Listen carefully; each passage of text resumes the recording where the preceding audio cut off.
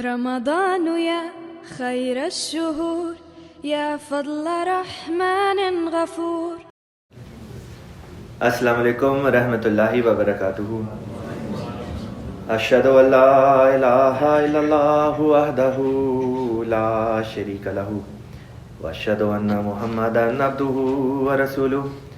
Amma ba'du, fa'udhu billahi minash shaitanir rajim.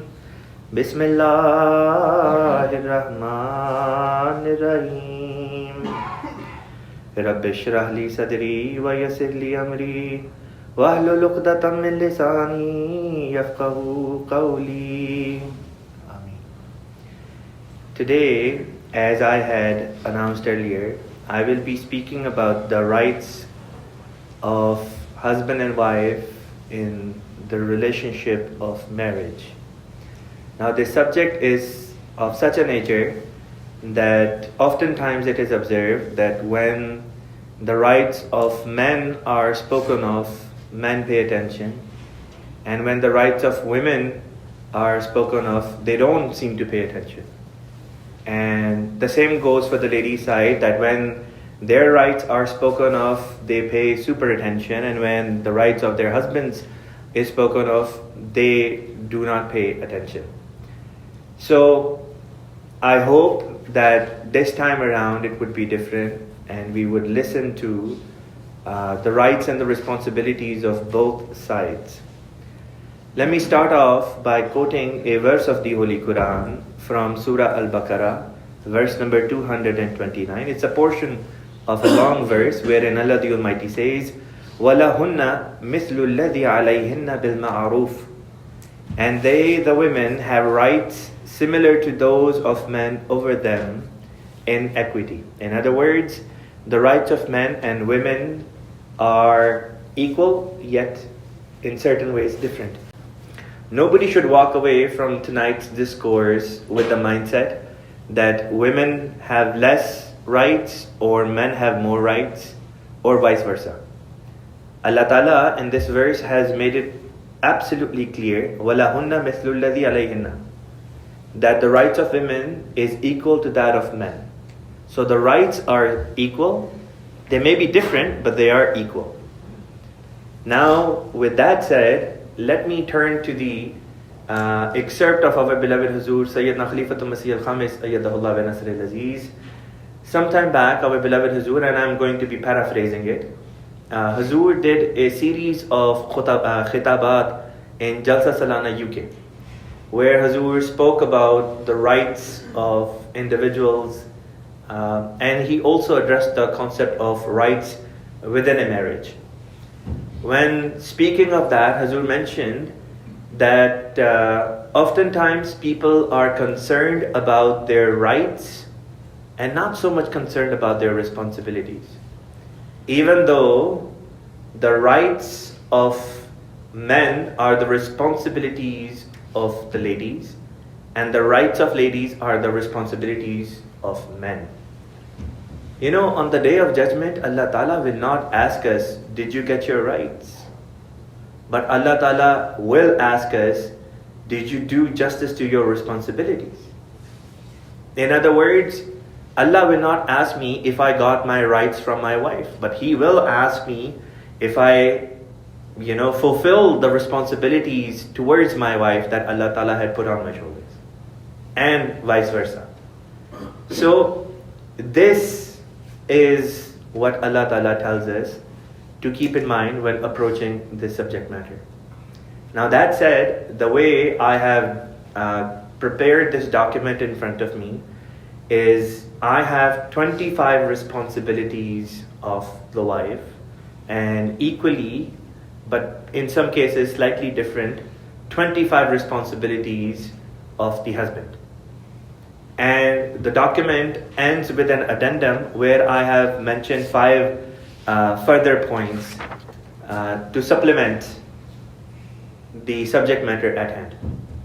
So what I'm going to do now is I'm going to talk about the responsibilities of the wives vis-a-vis the rights of men. So instead of focusing on your rights, I want you to pay special attention and focus on your responsibilities. Hazur said that if we focus on our responsibilities, we will end up getting our rights anyways. If I, as a husband, focus on my responsibilities and my wife, she focuses on her responsibilities, then her responsibilities are my right and my responsibilities are her rights. So rather than focusing and saying, okay, you owe me my right, rather than that, take the approach of my responsibilities I need to take care of towards you. Now, let's look into this subject matter.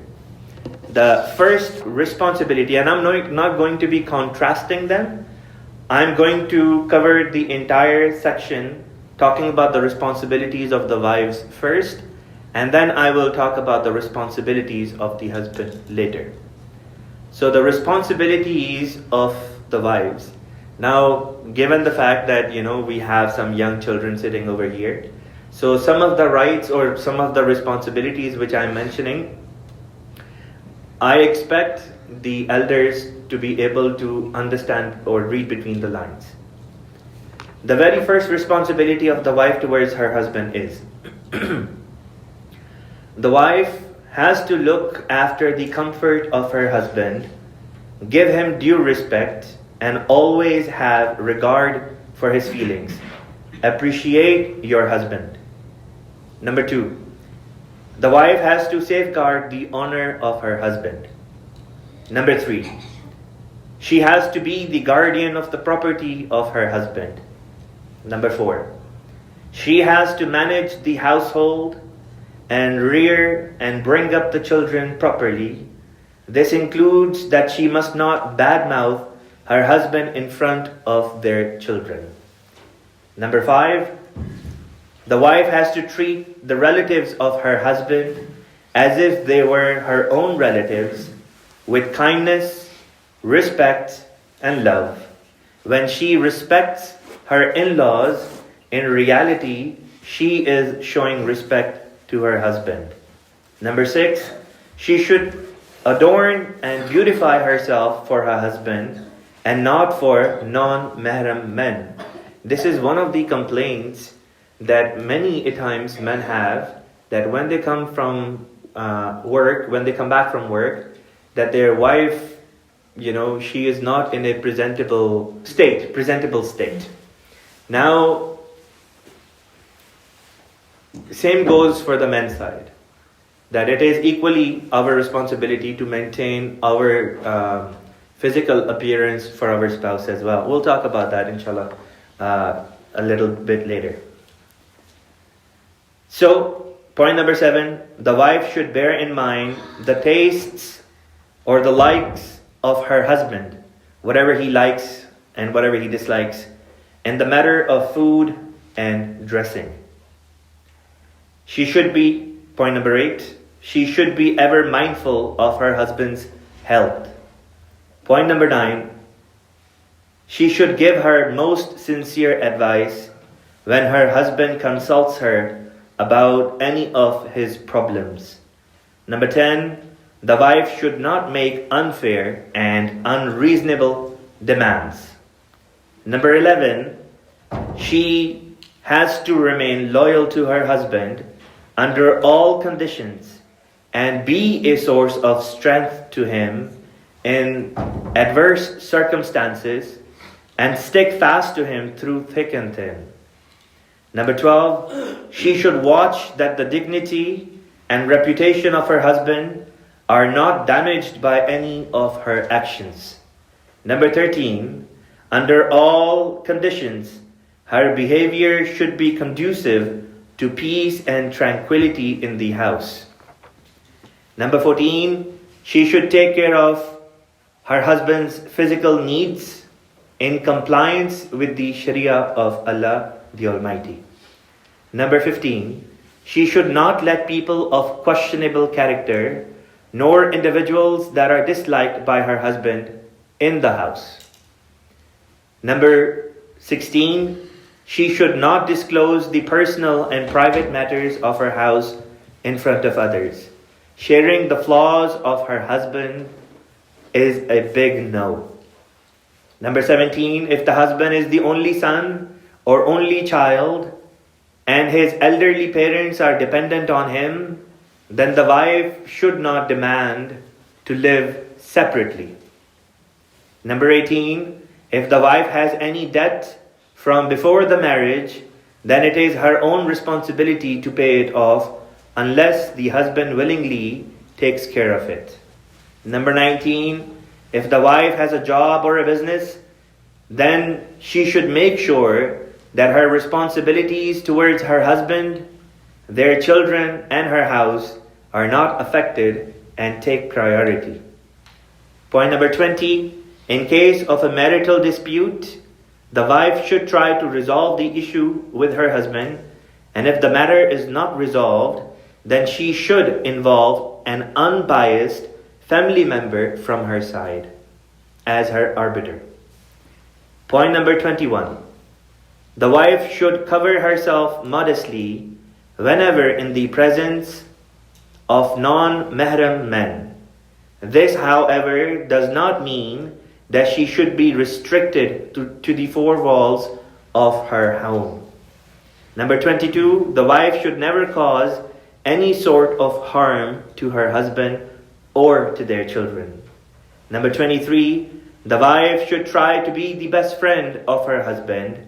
Number 24, the wife should not keep secrets from her husband, as it would create distrust between them.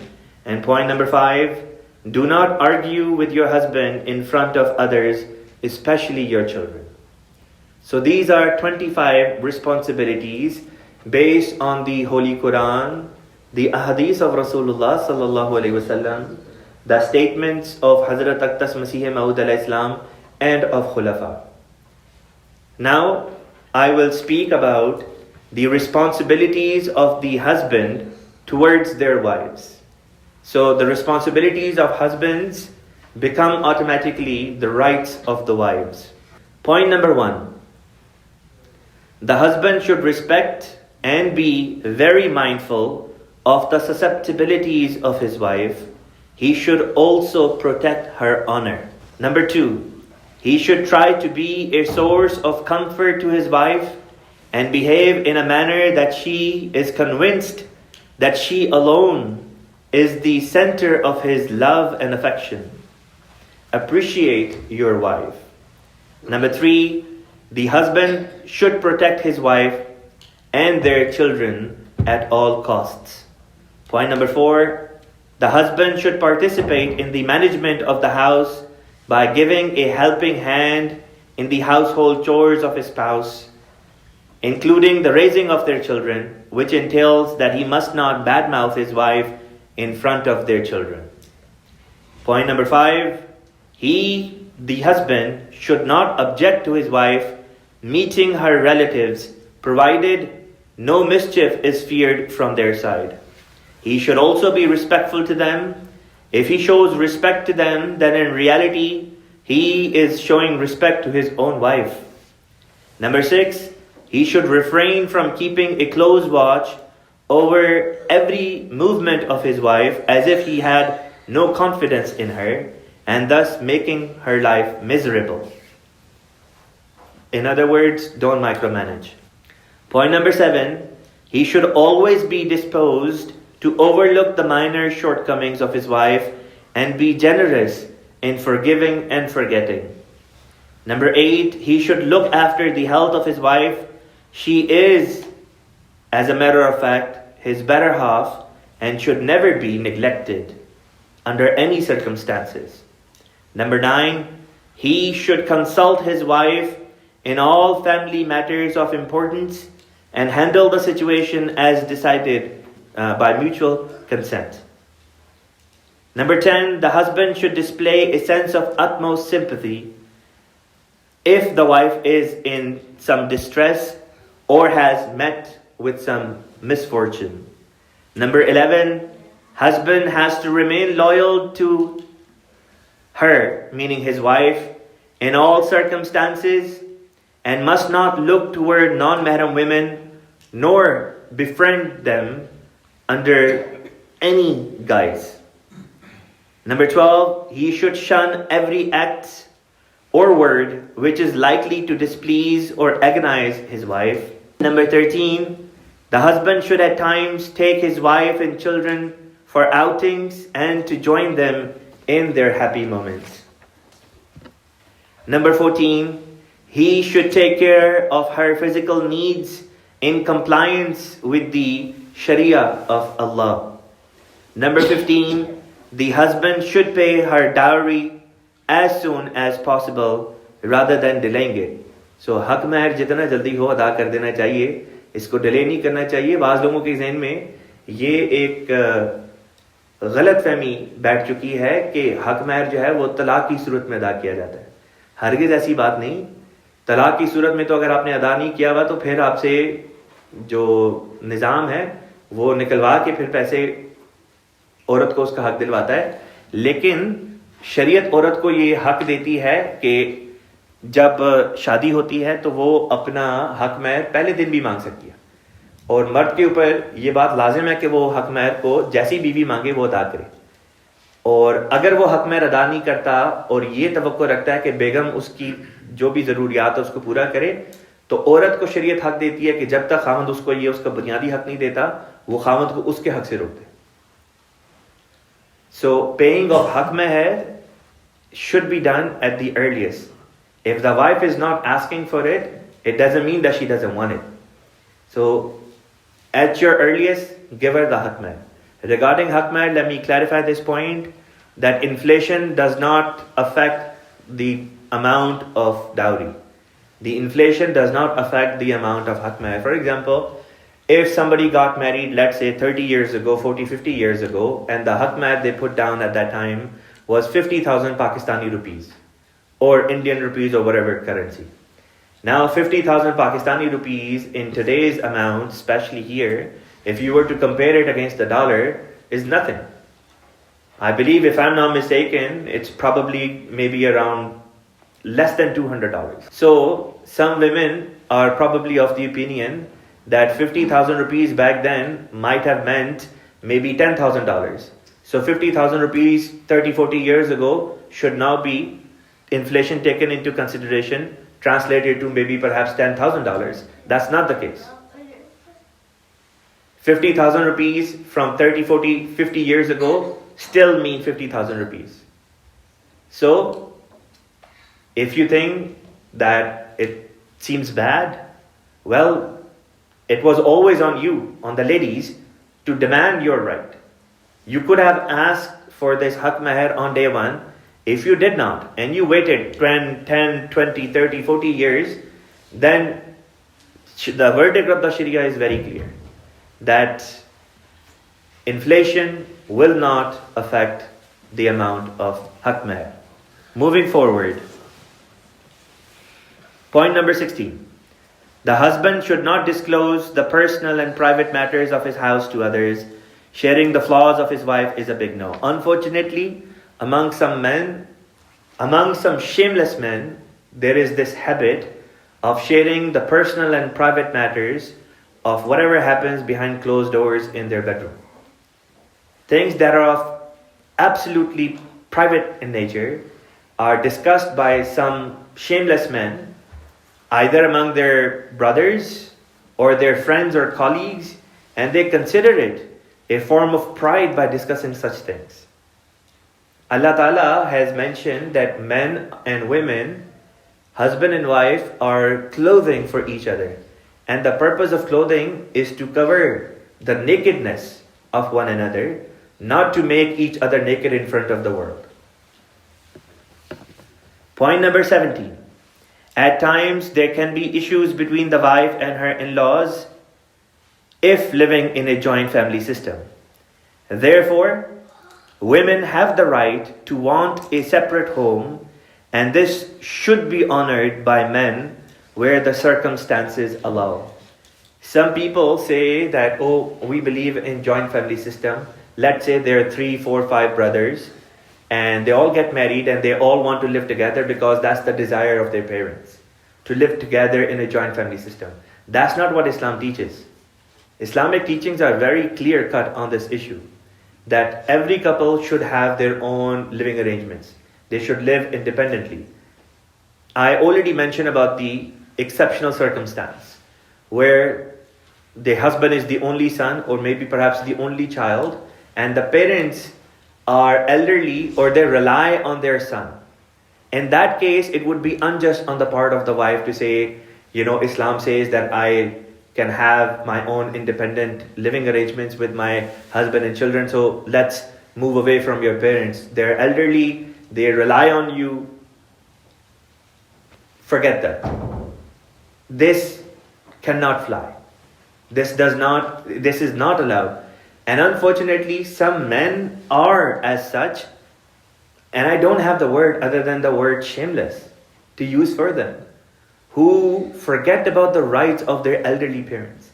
Now, someone who's living in a joint family system where it's 3-4 siblings living together and then the elderly parents, then that individual does not need to live in that joint family system. So the exception can only be made where exceptions are allowed by the Sharia. Point number 18. To provide for the household is also a man's responsibility, regardless of the fact that the woman is earning or has her own property. It is wrong to demand that the earning woman or a woman with property should help to provide for household expenses. So, man is supposed to be the breadwinner. It is your responsibility to go out, work hard, earn the bread, make the money, come home, put that money on the hand of your wife, on the palm of your wife, and let her take care of the household.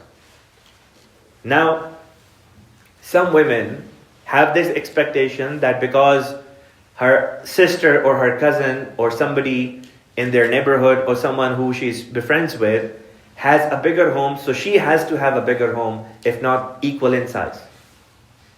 XYZ drives a Mercedes-Benz or BMW or, Lincoln or whatever, luxury brand. So, she and her husband must have the same brand, if not better. Now, this type of, mentality where Khalifa Rabi mentioned, to try to keep up with the Jonases, he explained. So, this type of mentality destroys the peace and comfort of one's house. When a man is making a certain dollar amount, and he can only provide a certain way of lifestyle, but the wife is not satisfied with it, then what does the man do? Either he would be forced to take loans, or which will result in him going into debt. Or the other thing which will happen is that he would say, well, in that case, then you have to work as well. Now, when the wife will also end up working, it would definitely become extremely difficult for her to execute her responsibilities which are owed toward her husband and the children and the household. I'm not saying it's impossible, it's doable, but it becomes extremely difficult.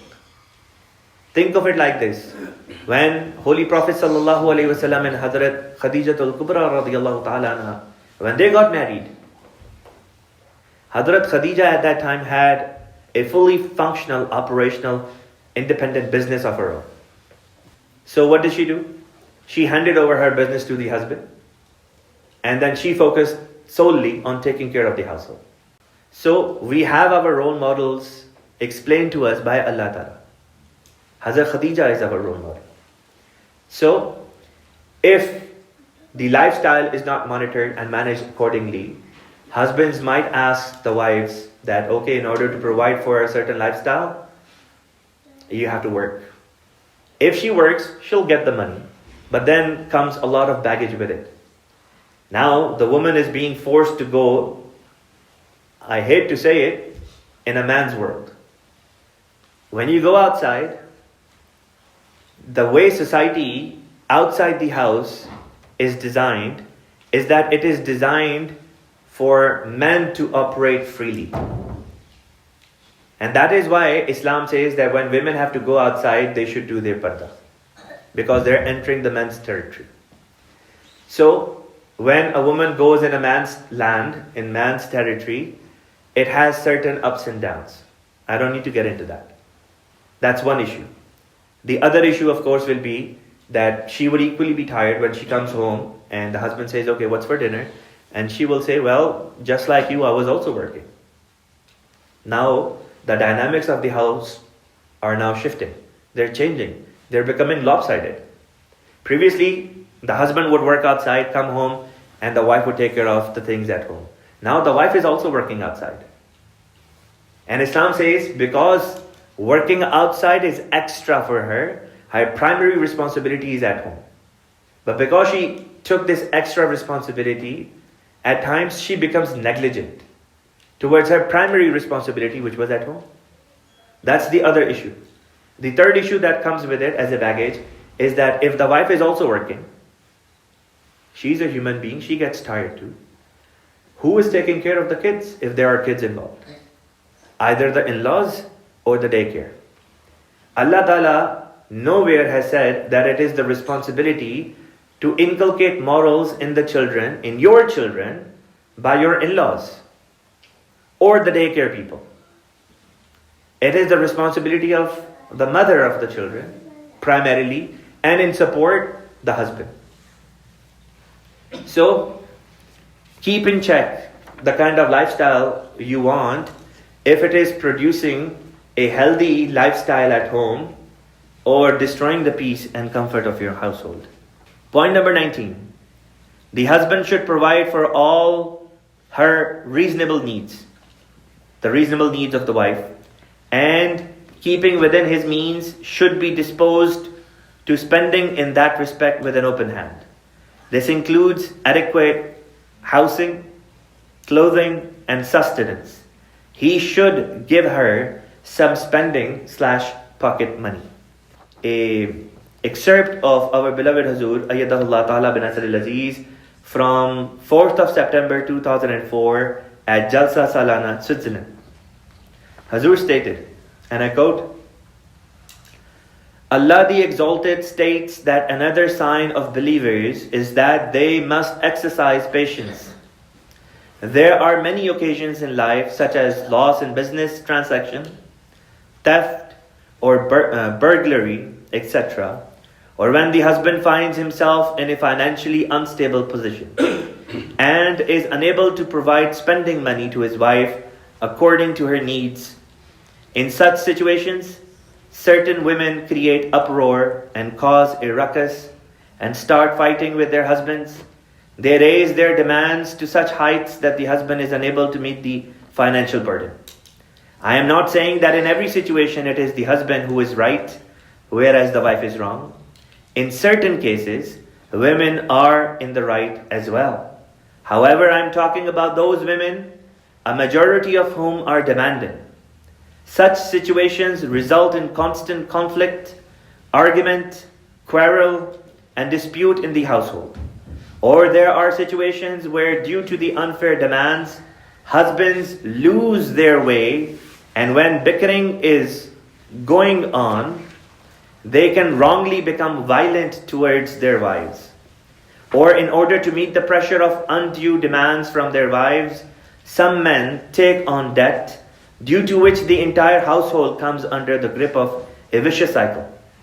When the creditors demand their money back, the husband tries to make excuses, and hence a series of lies ensues. When the husband is unable to pay the debts, he gets easily irritated and is harsh towards the children. In turn, children feel extremely disturbed. Such a vicious cycle sets into motion when unnecessary burden is placed on a man and patience is not exercised in face of difficult situations. What eventuates is that children from such households look for comfort outside their homes and slowly disassociate themselves from their parents. This is the root cause that gives rise to social evils, and by the time the parents come to their senses, it is oftentimes too late. Therefore, it is stated that faith will be strengthened only when patience is practiced at all times. Address delivered to ladies on 4th of September 2004 at Jalsa Salana, Switzerland, published in Al-Fazl International, 7th January 2005. Point number 20. In case a marital dispute, the husband should try to resolve the issue with his wife, and if the matter is not resolved, then he should involve an unbiased family member from his side. Number 21, the husband should never cause any sort of harm to his wife and should care for her in all respects.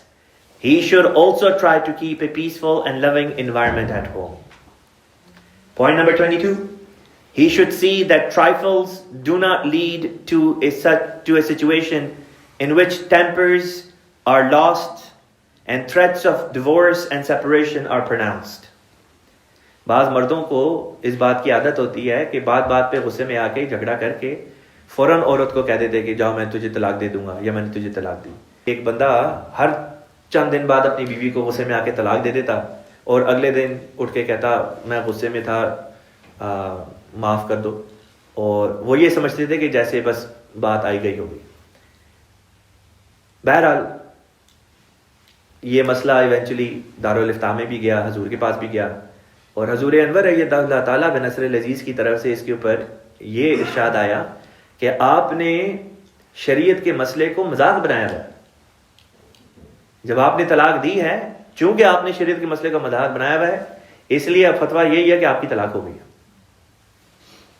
और फिर बाकायदा उनके दरमियान में अलर्गी होगी। और क्या वजह थी, चीजें क्या थी जिनके ऊपर झगड़ा हुआ?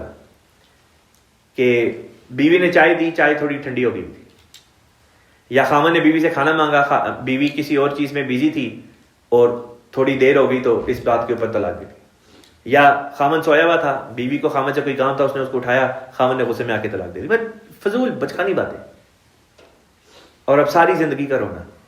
Point number 23, the husband should try to be the best friend of his wife. Hazrat Aqdas Masih Maud ﷺ has mentioned that husband and wife should be like two best friends. Number 24, the husband should not keep secrets from his wife as it would create distrust between them. Point number 25, do not argue with your wife in front of others, especially your children. Goes to say that you're not allowed to badmouth your wife in front of your children or others as well. And now I will share the addendum that I have prepared. Point number 26. The man cannot be forced into a marriage. Similarly, the woman cannot be forced into a marriage. Point number 27. The woman has the right to khula, which is divorce initiated by the woman. On the same vein, the man has the right to talaq, which is divorce initiated by man. Point number 28. In case of separation, the wife should forget about her ex and move on as if he is dead to her. In case of separation, the husband should forget about his ex and move on as if she is dead to him. This is what Hazrat Aqdas Masih Maud ﷺ has mentioned. That this is what Islam teaches.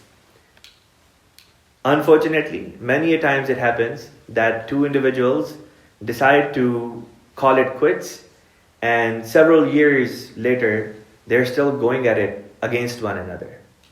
And this is not Islamic behavior. And at times, such individuals encourage others to sit and listen to them. That look, this is what I have to share. And any opportunity they may get, they would try to use this opportunity to speak about an individual who is irrelevant to them. Point number 29, the woman has the right to remarry. Similarly, the man has the right to remarry. Number 30, oftentimes when people get separated, and especially if there are children involved, they make it a personal mission to make sure that their ex cannot get married. And sometimes they make children as the excuse.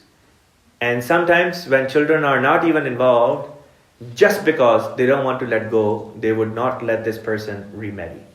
And this is against Islam, and anyone who acts against the teachings of Islam, Allah Ta'ala will hold them responsible. And last but not least, the woman should not torture her ex-husband on the account of their children. And similarly, the man should not torture his ex-wife on the account of their children. With this, I end today's dars. Wa akhiru dawana alhamdulillahi rabbil alameen. Muhammadur Rasulullah.